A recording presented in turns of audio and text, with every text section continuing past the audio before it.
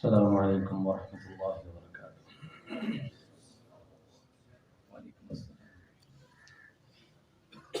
ان الحمد للہ نحمده ونستعینه ونستغفره ونعوذ باللہ من شرور انفسنا وسیئات اعمالنا من يهده اللہ فلا مضل له ومن يضلل فلا هادی له واشهد ان لا اله الا اللہ وحده لا شریک له وأشهد أن محمدا عبده ورسوله أما بعد فإن خير الحديث كتاب الله وخير الهدي هدي محمد صلى الله عليه وسلم وشر الأمور محدثاتها وكل محدثة بدعة وكل بدعة ضلالة وكل ضلالة في النار۔ يا أيها الذين آمنوا اتقوا الله حق تقاته ولا تموتن إلا وأنتم مسلمون۔ يا أيها الناس اتقوا ربكم الذي خلقكم من نفس واحدة وخلق منها زوجها وبث منهما رجالا كثيرا ونساء واتقوا الله الذي تساءلون به والأرحام إن الله كان عليكم رقيبا۔ يا أيها الذين آمنوا اتقوا الله وقولوا قولا سديدا يصلح لكم أعمالكم ويغفر لكم ذنوبكم ومن يطع الله ورسوله فقد فاز فوزا عظيما۔ اللهم نور بكتابك قلبي وشرح به صدري وأنطق به لساني بحولك وقوتك يا أرحم الراحمين۔ رب اشرح لي صدري ويسر لي أمري واحلل عقدة من لساني يفقهوا قولي۔ لائق احترام محترم معزز سامعین، گزشتہ 2-3 جمعے پہلے ہم نے سورہ فاتحہ کے متعلق بات شروع کی تھی، جس میں عبادت کے بارے تفصیلی بات آپ کے سامنے رکھی تھی، اور عبادت کا معنی، مفہوم وہ آپ کو سمجھ آ گیا ہوگا کہ 4 چیزیں ہیں جو عبادت کے اندر داخل ہیں، جن میں 2 کا تعلق انسان کے دل کے ساتھ ہے اور 2 کا تعلق انسان کے اعضاء کے ساتھ، اس کے جسم کے ساتھ ہے۔ اگر یہ 4 اللہ کے لیے ہو جائیں تو پھر عبادت ہے، اور اگر کسی میں بھی کوئی آمیزش آ جائے غیر اللہ کی تو وہ شرک بن جاتا ہے۔ اس بارے ہم نے تفصیلی بات کی تھی کہ عبادت صرف اللہ کی ہے، اور اس کے بعد جو سورہ فاتحہ میں اللہ رب العزت نے فرمایا ہے کہ نماز میں ایک تو فاتحہ کی اہمیت کہ بار بار دہرایا، تکرار کیا اس کا، تاکہ مسلمان اپنے پورے دن میں یہ سبق بار بار پڑھے، دہرائے کہ عبادت صرف اللہ کی ہوگی، کیونکہ مسلمانوں کے وظیفے، مسلمانوں کے جو وظائف ہوتے ہیں وہ صرف ظاہری الفاظ نہیں ہوتے، جیسے ہندوؤں کے، غیر مسلموں کے، پنڈتوں کے منتر، وہ مسلمانوں کے وظیفے نہیں ہوتے۔ مسلمانوں کے وظائف دین اسلام نے جو ہمیں تعلیم دی ہے، ان کے اندر ایک اسپرٹ ہوتی ہے، ایک جذبہ ہوتا ہے، اور اگر وہ روح نہ رہے تو ذکر نہیں ہوتا۔ ہمارا یہ مطلب قطعاً نہیں ہوتا کہ ہم روزانہ کی بنیاد پہ فاتحہ پڑھ رہے ہیں، کوئی بھی ذکر کر رہے ہیں اور ہمیں اس کا پتہ ہی نہیں ہے۔ مسلمان گہرائی میں جاتا ہے، اس کے روح کو سمجھتا ہے۔ تو اس چیز کے لیے آپ کے سامنے فاتحہ کی بات رکھی تھی کہ جو بھی پڑھ رہے ہیں اس کی روح کو سمجھنا ضروری ہے۔ تو فاتحہ چونکہ پورے قرآن مجید کا بلکہ پورے دین کا جوہر اس کے اندر موجود ہے، اور ایک آیت ایاک نعبد و ایاک نستعین، یہ پورے دین کا خلاصہ ابن قیم رحمۃ اللہ علیہ کہتے ہیں اس آیت کے اندر موجود ہے۔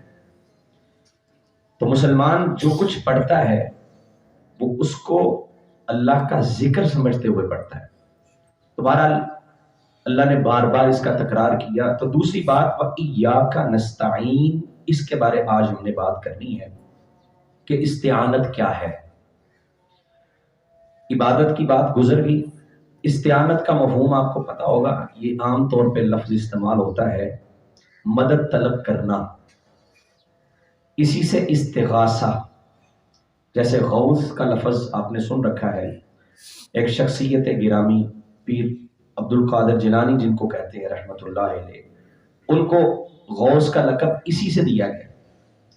اس کا مطلب ہوتا ہے مدد طلب کرنا، فریاد رسی کرنا، کسی سے مانگنا۔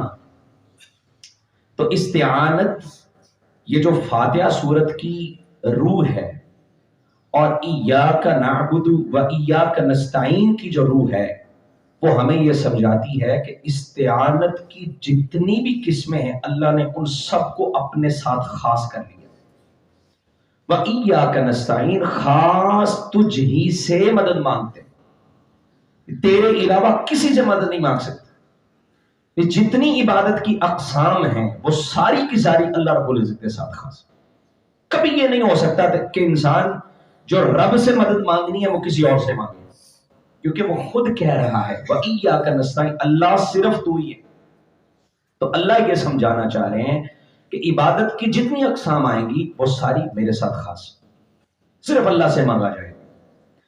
اور اللہ رب العزت تو بڑا خوش ہوتا ہے جب اس کا بندہ اللہ سے مانگتا ہے وَإِذَا سَأَلَكَ عِبَادِي عَنِّي فَإِنِّي قَرِيبٌ، کہ یہ سوال کرتے ہیں اللہ کہاں پہ ہے، اللہ کہتا ہے میں بہت قریب ہوں۔ یہ جب میرے عبد بن کے آتے ہیں نا، یہ میرے بندے بن کے جب آ جاتے ہیں تو پھر اللہ نے یہ نہیں کہا کچھ سرمایہ دار مانگے گا تو دوں گا، کوئی بڑی شخصیت مانگے گی تو دوں گا، کوئی بھی مانگے اللہ کہتا ہے میں اس کو عطا کروں۔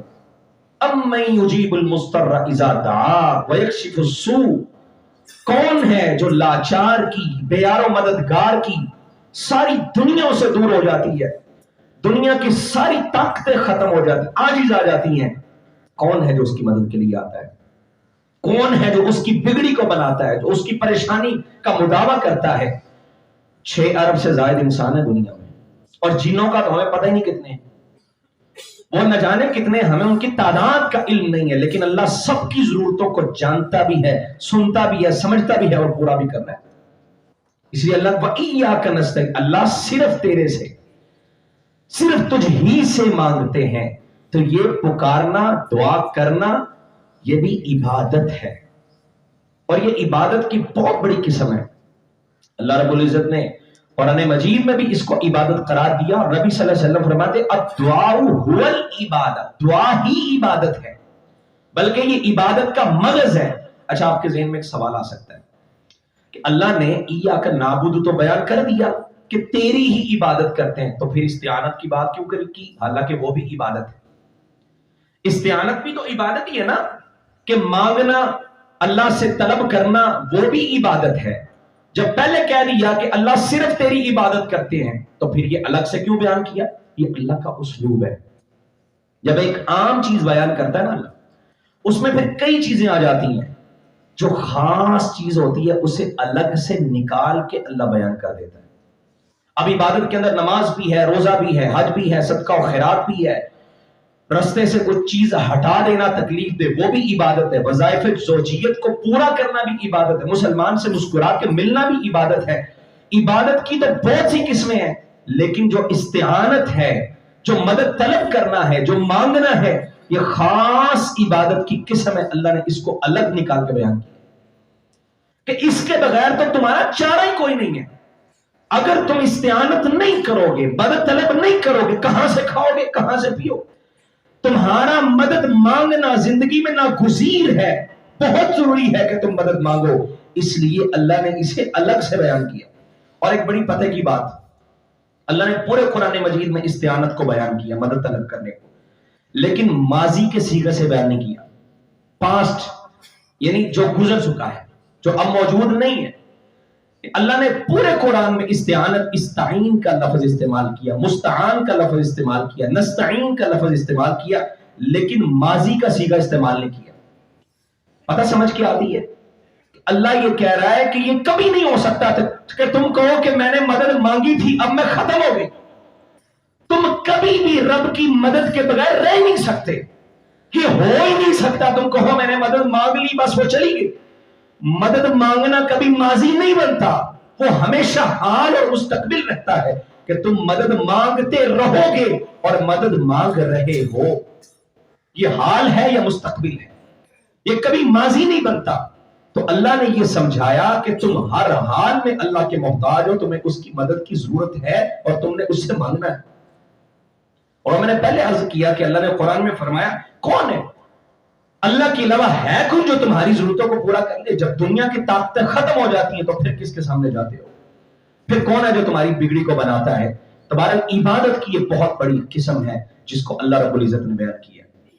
مشرکین کے شرک کی اصل وجہ یہی تھی کہ جب وہ پریشان ہوتے وہ استعانت کے لیے کسی اور کے پاس چلے جاتے، وہ مدد طلب کرنے کے لیے، پناہ لینے کے لیے کسی اور کے پاس چلے جاتے۔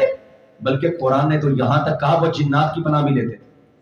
کئی وادی میں نکلے ہوئے، جنگل میں نکلے، وہاں سے ڈرتے کہ کوئی جنات کا مسئلہ نہ ہو جائے، ان کی پناہ لے لیتے۔ اور یہ شرک اکبر ہے۔ آج گلی گلی ایسے تعویذ ملتے ہیں جن میں جنات کی پناہ کا ذکر ہوتا ہے۔ مسلمان کو استعانت کے باب میں بڑا گمراہ کر دیا گیا، اور بابا بھی سن لیتا ہے، قبر میں پڑا بھی جو ہے نا آپ کی پکار کو سن رہا ہے، وہ بھی استعانت کر رہا ہے۔ یہ بڑا اہم مسئلہ۔ اللہ کہہ رہا ہے وَإِيَّاكَ نَسْتَعِينُ، خاص اللہ سے مانگنا ہے، کسی اور سے تم نہیں مانگ سکتے۔ یہ مشرکین جو تھے وہ جنات سے بھی مانگ رہے ہیں، وہ انسانوں سے بھی مانگتے، وہ بتوں سے بھی مانگتے تھے، لیکن اللہ نے ہمیں سبق یہ دیا تم نے صرف رب سے مانگنا، اللہ کے علاوہ تم کسی سے نہیں مانگ سکتے۔ اور اس باب میں اللہ کو بڑی خیرت حاصل ہے۔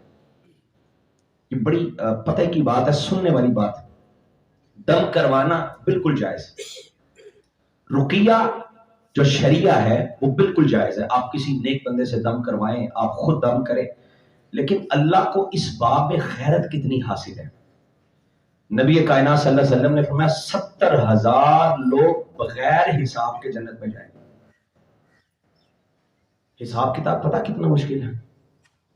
اللہ اکبر، حساب اتنا مشکل ہے، آپ ایک دن کا حساب دینے بیٹھ جائیں کسی کو تو انسان سے وہ پوری نہیں پڑتی، اور رب نے پوری زندگی کا حساب لینا۔ اور یہ رب بھی کون ہے؟ خالق و مالک ہے، وہ ہماری ایک ایک لمحے کی خبر رکھتا ہے۔ اگر اس نے حساب لے لیا تو کیا بنے گا؟ نبی کائنات کہہ رہے 70,000 لوگ بغیر حساب کے اللہ جنت میں داخل کرے گا۔ اور یہ لوگ کون ہوں گے؟ جو دم نہیں کرواتے کسی سے، حالانکہ جائز ہے۔ غیر شرعی کام تو چلو وہ تو الگ ہو گیا نا، جائز کام ہے، لیکن یہ کہتے نہیں، اللہ پہ توکل اتنا کامل ہے کہ اللہ تو چاہے گا تو جو بھی ہوگا، کسی سے دم بھی نہیں کروانا، کرنا ہے تو خود کر لینا، خود دم کریں گے لیکن کسی سے نہیں کروائیں گے۔ یہ وہ لوگ ہیں جن کا کامل ایمان ہے۔ اور اس کی بھی ایک وجہ ہے، ہم اس لیے دم دوسروں سے کرواتے ہیں، ہم سمجھتے ہیں میری نماز میں وہ جو ہے نا وہ اہمیت نہیں ہے، اتنی اچھی نہیں ہے، دوسرے کی زیادہ اچھی ہے، میں اس سے نماز جو ہے نا دم کروا لوں، وہ زیادہ نیک ہے، جائز ہے، لیکن یہ کامل توکل نہیں ہے۔ یعنی اللہ کو استعانت کے باب میں اتنی غیرت حاصل ہے کہ جو جائز شکل ہے اللہ کہتا ہے وہ بھی تم اگر اختیار نہ کرو تو پھر تمہیں بغیر حساب کے جنت میں داخل کرو۔ تو ہم کہتے ہیں جو ناجائز صورتیں وہ بھی ہم نے دوسروں کو دے دی، وہ بھی یہ کر سکتا ہے، وہ بھی یہ کر سکتا ہے۔ اللہ تو جائز صورت کے بارے میں کتنا جو ہے نا وہ غیرت کھانے والا ہے۔ اللہ اکبر۔ اب استعانت کی اقسام کیا ہے؟ یہاں کچھ چیزیں آپ کے ذہن میں آئیں گی، ان کا بھی جواب آپ کو بھی مل جائے گا۔ استعانت کی جو اقسام ہیں اس میں سب سے پہلی بات تو یہ ہے کہ مخلوق جو ہے نا اس کی طاقت میں اگر کوئی چیز نہیں ہے وہ مانگنا شرک اکبر ہے۔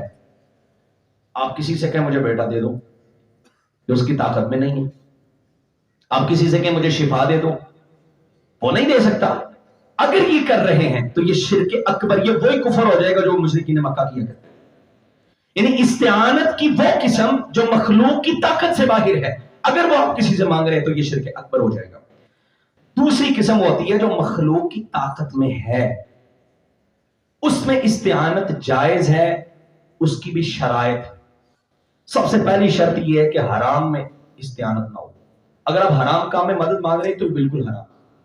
قرآن مجید نے کیا فرمایا؟ وَتَعَاوَنُوا عَلَى الْبِرِّ وَالتَّقْوَىٰ وَلَا تَعَاوَنُوا عَلَى الْإِثْمِ وَالْعُدْوَانِ، کہ تم برائی میں مدد کرو اور مدد مانگو، لیکن حرام کام میں، جو ناجائز کام، نہ اس میں مدد کرنی ہے نہ مدد مانگنی ہے. پہلی شرط یہ ہے مخلوق کی طاقت میں چیز ہے، وہ کر سکتا ہے، لیکن وہ حرام ہے، اس سے نہیں مانگ سکتے. دوسری شرط یہ ہے جو ہے نا، اگر مخلوق سے آپ مانگ رہے ہیں وہ زندہ ہونا چاہیے، موجود ہونا چاہیے. زندہ بھی ہے، موجود بھی ہے، اور پہلے تو میں نے کہہ دیا کہ وہ کر سکتا ہے، اس کی طاقت میں ہے، سامنے موجود ہے، وہ زندہ ہے، پھر آپ اس سے مدد طلب کریں گے. یہاں مدد طلب کرنا یہ جائز ہے. یعنی زندہ ہے تو وہ آپ کی بات سنے گا، اگر مر گیا تو پھر تو بات ہی ختم ہوگی. وہ سامنے موجود نہیں ہے، پھر بھی اس کا اختیار نہیں ہے، پھر بھی مانگیں گے تو شرک ہو جائے گا. اور اگر یہاں موجود نہیں ہے، وہ کہیں اور بیٹھا ہوا ہے اور آپ یہاں پہ بیٹھ کے اس کو مدد کے لیے پکار رہے ہیں، استعانت کر رہے ہیں، پھر بھی جائز نہیں ہے، پھر بھی حرام ہو جائے گا. اور تیسری اور بڑی اہم بات، آپ استعانت جس سے کر رہے ہیں وہ دے سکتا ہے. آپ اس سے مانگ رہے ہیں، زندہ بھی ہے، موجود بھی ہے، وہ کر بھی سکتا ہے، جائز بھی ہے، حرام کام بھی، سب کچھ موجود ہے. یہ تیسرا مسئلہ بڑا غور سے سمجھنے والا. اس مسئلے کی وجہ سے بڑے مسائل پیدا ہوئے، بڑے لوگ جو ہے نا وہ شرک کا شکار ہو گئے. اور یہ مسئلہ یہ ہے کہ آپ جس سے مانگ رہے ہیں وہ سبب بذات خود قادر نہیں ہے دینے میں، وہ مؤثر حقیقی نہیں ہے. آپ جس سے استعانت کر رہے ہیں، آپ کبھی یہ نہ سمجھے کہ یہ ہوگا تو کچھ ہوگا، یہ خود کچھ کر کے نتیجہ پیدا کرے گا، بلکہ مؤثر حقیقی اللہ کی ذات. یعنی اگر رب کرے گا تو کچھ ہوگا، ورنہ کچھ نہیں ہو سکتا. آپ مانگ رہے کسی سے، یار یہ میرا مسئلہ حل کر دو، لیکن آپ کا یقین اس پہ نہیں ہونا چاہیے. یقین اور اعتماد اللہ کی ذات. کرنا رب نہیں ہے، لیکن یہ ایک سبب ہے. میں نے یہ سبب اختیار کیا. اب اسباب کی بحث آ جائے گی کہ اسباب اختیار کرنا، جیسے چھری ہے وہ کاٹنے کا سبب ہے، وہ کاٹتی ہے، لیکن اگر اللہ نہ چاہے نہیں کاٹ سکتی. آگ ایک سبب ہے جلانے کا، لیکن اگر اس میں رب یہ طاقت نہ رکھے، ہمارے سامنے تو وہ جلاتی ہے، لیکن اگر اس کو رب نہ چاہے تو وہ جلا نہیں سکتی. مثال ہے آپ کے سامنے، ابراہیم علیہ السلام کو نمرود نے آگ میں پھینک دیا تھا، وہ سبب ہے جلانے کا، لیکن وہ جلایا اس نے نہیں جلایا. چھری کو اسماعیل کی گردن پہ چلا دیا تھا ابراہیم علیہ السلام، لیکن سیدنا اسماعیل علیہ السلام کو کاٹ سکی؟ سبب ہے، وہ کاٹ سکتی تھی، لیکن وہ خود مؤثر حقیقی نہیں ہے. اس میں اثر ڈالا ہے تو رب نے ڈالا ہے. اگر اللہ اثر کسی چیز کا چھین لے، وہ کوئی کام نہیں کر سکتی. یہ تیسرا مسئلہ بڑا اہم ہے. ہمارا اسباب پہ یقین ہو گیا، ہم سمجھتے سارا کچھ ہی کرے گا. ڈاکٹر نہ ہوتا تو اس نے کبھی بچنا نہیں. یہ کیا ہے؟ یہ ڈاکٹر بھی یقین ہے کہ وہ سب کچھ کر سکتا تھا. 10 منٹ پہلے اس مریض کو آپ لے آتے تو اس نے بچ جانا تھا. نہیں، اس کا وقت ختم ہو گیا. یہ فلاں وجہ سے مرا ہے، نہیں، اس کا وقت ختم ہو گیا ہے. پھر جتنے بھی اسباب اختیار کر لو، کوئی کارگر نہیں ہے. ہمیں جتنا بھی کوئی کارگر نظر آتا ہے، ہمیں جتنا بھی کوئی مؤثر نظر آ رہا ہے کہ یہ بڑا کچھ کر سکتا ہے، جب تک رب نہ چاہے وہ نتیجہ پیدا نہیں کر سکتا. یہ بڑی اہم بات ہے. اس بات کو سمجھیے، اور اگر ایمان ہے تو یہ بحث آپ کو سمجھ آئے گی. یہ دنیا دار الاسباب ہے. یہ دنیا اسباب کی محتاج محکوم نہیں ہے، مخلوق نہیں ہے کہ اسباب ہی یہ دنیا چلا رہے ہیں. نہیں، یہ دنیا دار الاسباب ہے. اللہ نے یہاں اسباب کا ایک پردہ رکھا ہوا ہے. وہ پردے کی بات بھی میں کرتا ہوں، لیکن اللہ یہ کہہ رہا ہے توکل تمہارا رب پہ ہونا چاہیے. پورا توکل اللہ پہ ہے. یہ دنیا دار الاسباب، اسباب اختیار کرو، تم دوائی لو، لیکن شفا اللہ نے دی. تم اپنا جو ہے نا وہ دکان کھولو کہ رزق آئے گا، لیکن اصل اللہ ہے. یہ نہیں ہے کہ میں کروں گا تو یہ ہو جائے گا. نہیں، اصل اللہ ہے. اللہ نے چیزوں میں پوٹینسی رکھ دی ہے، اثرات رکھ دیے ہیں، لیکن ان کی کوئی قیمت نہیں ہے جب تک رب نہ چاہے. اگر اللہ چاہے گا تو پھر ان میں اثرات پیدا ہوں گے. اللہ رب العزت کیا کہتا ہے؟ وَعَلَى اللَّهِ فَتَوَكَّلُوا، تمہارا توکل کامل اللہ پہ ہونا چاہیے. اگر تم اسباب پہ یقین چھوڑ دو، تم اپنی کوشش کرو، ٹھیک ہے یہ میں نے کوشش کر لی لیکن نتیجہ اس کے ذمہ ہے. اگر تم یہ کرنا شروع کر دو تو اللہ یہ کہتا وہاں سے رزق دوں گا جہاں سے تمہارا گمان بھی نہیں. یہ کتنی بار آپ نے آیت سن رکھی ہے، کتنی بار یہ پڑھا ہوا ہے کہ اللہ وہاں سے رزق دے گا جہاں سے گمان بھی نہیں ہے. اس کی وجہ یہ ہے ہمیں ملتا کیوں نہیں ہے؟ ہمارا اسباب پہ یقین ہوتا ہے. نہ یہ کام کروں گا تو میرا رزق بند ہو جائے گا، نہیں، اسباب پہ یقین نہیں ہے. ہاں اختیار کریں لیکن کامل یقین اللہ پہ. اللہ کہتا اگر تم اسباب پہ اعتماد کرنا چھوڑ دو تو ایسے رزق دوں گا جیسے پرندوں کا رزق دیتا ہوں. تغدو خماسا وتروح بطانا، وہ صبح خالی پیٹ نکلتے ہیں لیکن جب واپس آتے ہیں پیٹ بھر کے واپس آتے ہیں. کیوں؟ ان کا توکل اللہ پہ. لیکن آج وہی بات، آج یہ شیطان، سب سے بڑا شیطان دور حاضر کا، دجالی میڈیا، اس نے ہمارے ذہنوں میں یہ ڈالا نہیں نہیں نہیں، وہ یورپ کو دیکھو، امریکہ کو دیکھو، وہ کہاں پہنچ گیا؟ اسباب پہ تو کھڑا ہے، وہ کہاں کھڑا ہے؟ وہ رب کو مان رہا ہے کوئی؟ وہ اللہ کو مانتا ہے؟ بڑے بڑے دیندار یہ راگ الاپ رہے ہوتے ہیں، بڑے قصیدے پڑھ رہے ہوتے ہیں، وہ چیز یورپ میں بڑا امن ہے، بہت بڑا سکون ہے، 2-4 چکر لگا کے آگے بس ایمان ہی رہ گیا.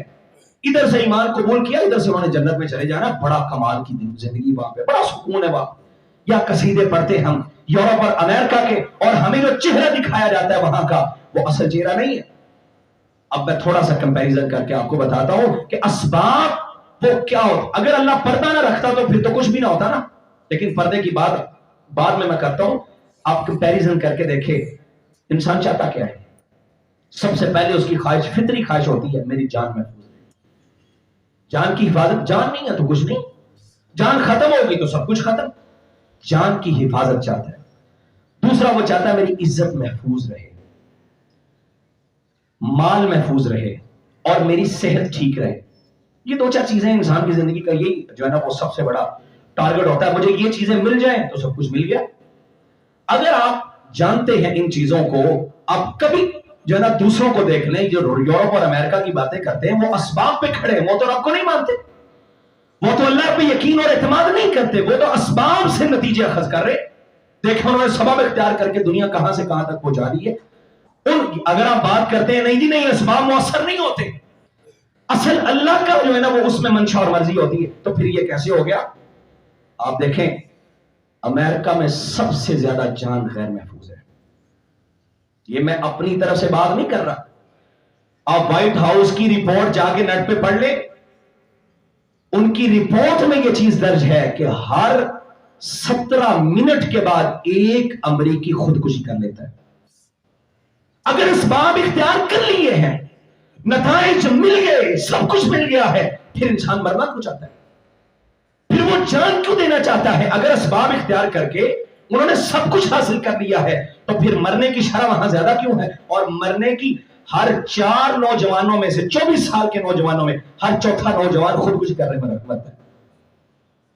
اور یہ کوئی عام لوگ نہیں ہیں، بڑے بڑے فلاسفرز، ڈاکٹرز، پروفیسر حضرات، لیڈی ڈاکٹرز میں سب سے آگے ہیں، وہ مر کے خودکشی کر کے اپنی جان دے رہے. بلکہ سوسائڈ سینٹر بنے ہوئے ہیں، لوگ خود جا کے مرنا چاہتے ہیں وہاں پہ. اگر اسباب اختیار کر کے اسباب کو سب کچھ سمجھ لیا کہ اسباب ان کو کہاں تک لے گئے، تو پھر یہ مرنا کیوں چاہتے ہیں؟ پھر یہ زندہ کیوں نہیں رہنا چاہتے؟ سب سے زیادہ مرنے کی شرح وہاں پہ ہے. اور عزت غیر محفوظ ہے. عزت چاہتا ہے نا انسان. ہر چوتھی عورت ہر 5 منٹ میں، یہ رپورٹ جو میں آپ کو کہا بڑی لمبی رپورٹ، آپ جا کے خود پڑھ لیجیے گا، ہر 5 منٹ میں امریکہ کی ایک عورت پولیس اسٹیشن رابطہ کرتی اپنی عزت کی حفاظت کے لیے. اور یورپ کے لوگ کہتے کیا؟ وہ کہتے عورت بنی اس لیے ہے کہ مرد اس سے اپنی ہوس پوری کرے. وہاں اس کو بھی کھلونا بنا لیا، وہ کہتے یہ ہمارے لیے تو بنی، اس کا تو کوئی معنی ہی نہیں. اور براک اوباما دوسری بار جب صدر بنا نا، امریکہ کا جو صدر ہے، وہاں فینومنا یہ ہے، وہ کہتے نہیں آتے ہیں خدمت کرنے کے لیے، ہم صدارت کے مزے لینے نہیں آتے. کسی نے پوچھا نہیں آپ نے دوسری دفعہ صدارت کیوں قبول کی ہے، وجہ بتائیں. وہ کہتے ہیں میری نا اصل میں بیٹیاں ہیں اور مجھے سیکیورٹی بہت زیادہ دی جاتی ہے کیونکہ میں صدر ہوں. میں یہ چاہتا ہوں میری جو بیٹیاں ہیں ان کا جو یونیورسٹی کا زمانہ ہے وہ میری صدارت میں پورا ہو جائے, وہ خاص سیکورٹی میں پڑھ لیں, ان کی عزت محفوظ رہے, کیونکہ امریکہ میں عزت کی حفاظت نہیں ہے. یہ کون کہہ رہا ہے جو امریکہ کا صدر ہے, جس کی ٹیبل پہ رپورٹ پڑی ہوئی ہے, وہ کہہ رہا ہے میری بیٹیوں کی عزت محفوظ نہیں ہے, اور ہم کہہ رہے ہیں وہ اسباب اختیار کر کے پتہ نہیں کام ہو جائے.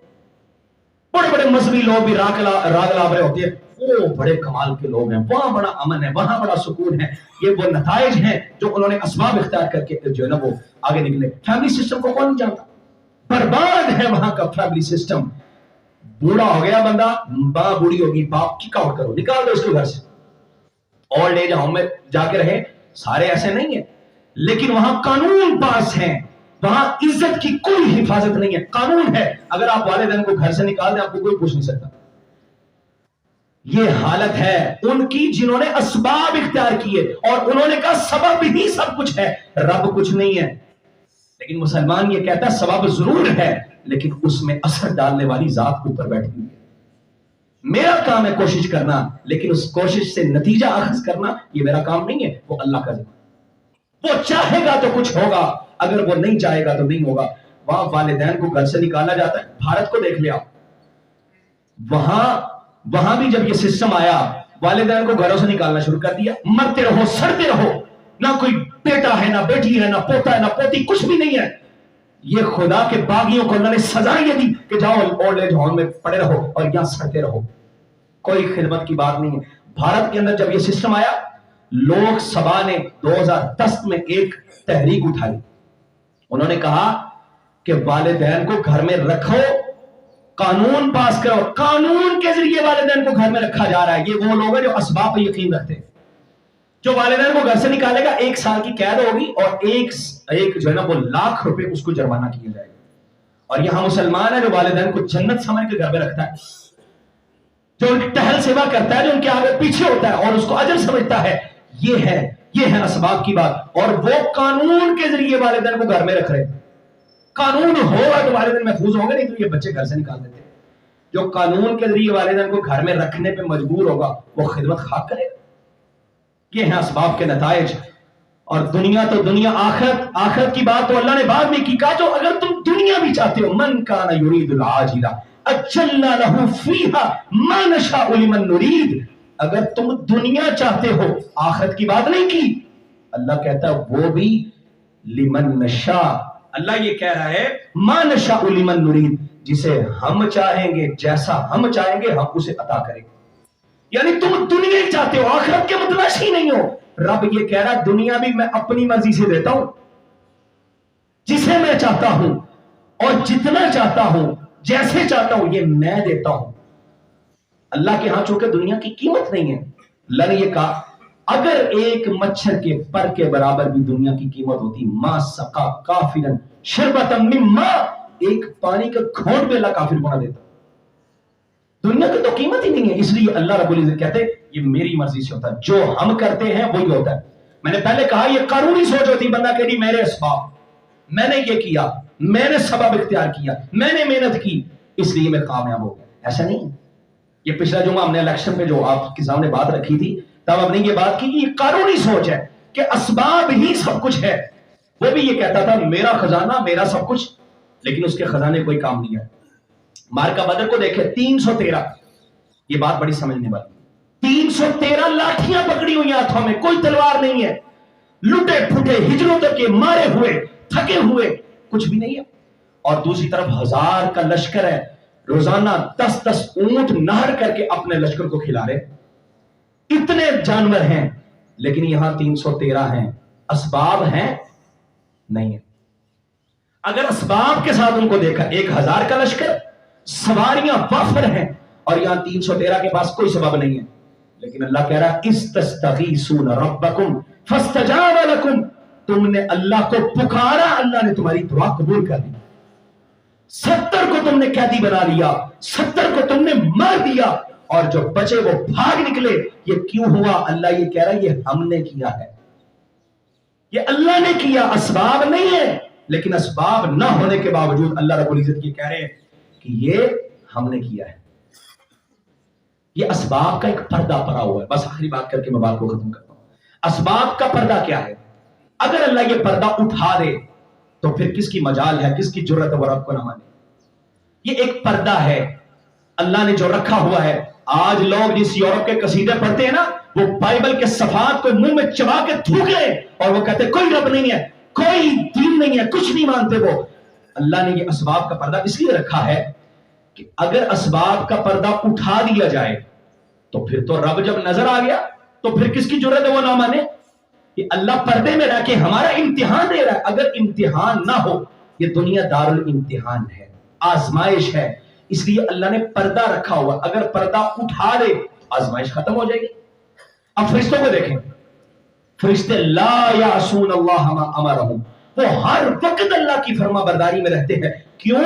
کیونکہ وہ اسباب کی دنیا میں نہیں رہتے، ان کے سامنے اسباب نہیں ہے، اب پردہ اٹھا ہوا ہے، وہ کبھی بھی نافرمانی نہیں کرتے. لیکن ہمیں اللہ نے کہا تمہارے سامنے پردہ ہے، اگر مانو گے، اگر تم پھر بھی عمل کرو گے اس پردے کے باوجود بھی، تو تم فرشتوں سے بھی افضل ہو جاؤ. فرشتوں سے افضل ہونا مشکل ہے، محنت لگتی ہے. دیکھیں اگر موت آ گئی پھر اسباب ختم، بندہ قبر میں چلا گیا. اب اس کمرے میں آپ اسے ساؤنڈ پروف کر دیں، باہر سے کوئی بندہ بولے آپ کو آواز آئے گی؟ نہیں آئے گی. لیکن نبی صلی اللہ علیہ وسلم کہہ رہے ہیں بندہ جب جاتا ہے نا دفنا کے میت کو، وہ ان کے قدموں کی آہٹ سنتا ہے. کیسے سنتا ہے؟ اسباب نہیں ہے وہاں پہ، وہاں دوریاں نزدیکیاں ختم ہو جاتی ہیں، وہاں ماضی حال مستقبل ختم ہو جاتا ہے، وہاں حواس سے خمسہ کی ضرورت نہیں رہتی، چکھنے کے لیے، سننے کے لیے، دیکھنے کے لیے، چھونے کے لیے کچھ بھی نہیں ہے، ختم سب کچھ. اسباب نہیں ہے وہاں. جب سوال کرتے فرشتے ما رأیک فی ھذا الرجل، اس آدمی کے بارے تیری کیا رائے ہے؟ نبی صلی اللہ علیہ وسلم کہاں پہ ہیں؟ آپ تو اپنی قبر میں، اللہ کی جنتوں میں. لیکن وہ فرشتے کیا کہہ رہے ہیں؟ اس آدمی کے بارے تیری کیا رائے ہے؟ اسباب نہیں ہے وہاں. اب وہ رب جانتا ہے کہ اس نے کیا کچھ کیا ہوا ہے. تو یہ ایک اسباب کا پردہ ہے. اگر اس پردے کے باوجود ہم عمل اچھے کریں تو پھر ہم فرشتوں سے بھی افضل ہو جاتے ہیں. تو عزیز ساتھیوں، اب اسباب اختیار کیوں کرنے ہیں؟ بس بات ختم ہو گئی. کیونکہ اللہ نے حکم دیا ہے. ہمارا یقین ہے اسباب کچھ نہیں کر سکتے، لیکن اختیار کرنا ہے. کیوں؟ اللہ نے حکم دیا. بس یعقوب علیہ السلام کا قصہ آپ نے سورہ یوسف میں پڑھا ہوگا. اللہ کرے ہم قرآن کو فہم سے پڑھنے والے بن جائیں. پڑھا ہوگا نا، جب انہوں نے بیٹوں سے کہا بیٹا لا تدخلوا من باب واحد، بیٹے جوان تھے اور ماشاءاللہ درجن کے قریب ان کے بچے ہیں، کہتے بیٹا ایک دروازے سے نہ جانا. پہلے ایسے ہوتا تھا کسی بھی علاقے، جیسے آج بائی پاس ہوتا ہے، وہاں علاقے کی ایک جو ہے نا فصیل شہر ہوتی تھی، ایک دروازہ ہوتا تھا، 2-4 دروازے کا ایک سے داخل نہ ہونا، نظر نہ لگ جائے گی. یہ کیا ہے؟ سبب اختیار کیا نا یعقوب علیہ السلام. یہ ایک سبب ہے کہ بیٹا احتیاط کرنا، الگ الگ دروازوں میں جانا، ابواب متفرقہ. لیکن آگے پتا کیا کہتے ہیں؟ وَمَا أُغْنِي عَنْكُم مِّنَ اللَّهِ مِن شَيْءٍ، لیکن جو رب نے چاہنا ہونا وہی ہے. یہ جو میری تدبیر ہے، یہ جو میرا سبب ہے، یہ کچھ کارگر نہیں ہے، لیکن تم اختیار کرنا چونکہ اللہ نے حکم دیا. سبب ضرور اختیار کروایا، لیکن 7 بیٹوں کی تربیت یہ کرتے ہیں، کرنا رب نہیں ہے، میرا کام ہے سبب اختیار کرنا. تو اسباب اختیار کرنا یہ اللہ نے حکم دیا. سب سے بڑا ذریعہ اسباب اختیار کرنے کا دعا ہے. اللہ سے دعا کریں، اللہ سے مدد مانگے. سب سے بڑا ذریعہ سبب اختیار کرنے کا دعا ہوتی ہے. اللہ سے دعا کرے. نبی کائنات صلی اللہ علیہ وسلم اذا حضبہ امر فصلى، نماز کے ذریعے بھی مدد مانگتے ہیں. نماز بھی سبب اختیار کرنے کا بہت بڑا ذریعہ ہے، اور دعا بھی سبب اختیار کرنے کا بہت بڑا ذریعہ ہے. اللہ نے کہا اختیار کرو تو ہم اختیار کریں گے. اس میں سب سے بڑا ذریعہ دعا ہے اور اس کے بعد نماز ہے. نبی صلی اللہ علیہ وسلم جو بدر کا مارکا ہوا نا، صحابہ کہتے ہیں ما منا الا وهو نائم، سارے صحابہ سو رہے تھے لیکن پوری رات نبی صلی اللہ علیہ وسلم نماز پڑھتے رہے. اسباب اختیار کریں آپ، اور یہ سب سے بڑے ذرائع ہیں اسباب کے. اور پھر جب فرعونیوں نے بہت بڑا فتنہ پیدا کیا بنی اسرائیلیوں کے، ہاں بچہ پیدا ہو جائے کا قتل کر، اس سے بڑا کوئی فتنہ ہے کہ آپ کے گھر میں بیٹا پیدا ہو اسے قتل کر دیا جائے؟ کہا جو بھی بچہ پیدا ہوگا اسے ذبح کر دو. اللہ رب العزت نے کیا فرمایا؟ فرمایا وَجَعَلُوا بُيُوتَكُمْ قِبْلَةً، اپنے گھروں کو قبلہ بناؤ، وَأَقِيمُوا الصَّلَاةَ، اور نماز قائم کرو. یہ جو تم سبب اختیار کرو گے اللہ خوشخبریاں دے دے. نماز کے ذریعے مدد. وہ ابراہیم علیہ السلام کا واقعہ بھی میں نے آپ کو سنا رکھا ہے کہ جب وہ سارا علیہ السلام کو لے کے جا رہے تھے تو وہ بادشاہ نے جب پکڑ لیا، اب وہ برائی کا ارادہ رکھتا ہے، لمبی بات ہے آپ نے سن رکھی ہے، وہ کہتی ہیں جو کچھ وہاں پہ ہوا میں واپس آئی، ابراہیم علیہ السلام نماز پڑھ رہے تھے، وہ کہتے ہیں میں نے نیت کی تھی کہ جب تک یہ فتنہ ختم نہ ہو جائے میں نماز ختم نہیں کروں، نماز میں رہوں گا، کیونکہ نماز ایک سبب ہے اللہ کی مدد کا، دعا ایک سبب ہے اللہ کی مدد کا۔ اللہ ہمیں صحیح معنوں میں اپنے سے مدد طلب کرنے کی توفیق عطا فرمائے۔ اللہ دعا کے ذریعے، نماز کے ذریعے ان اسباب کو اختیار کر کے اپنے سے مدد کرنے کی توفیق دے۔ اقول قولی ھذا وآخر دعوانا الحمدللہ۔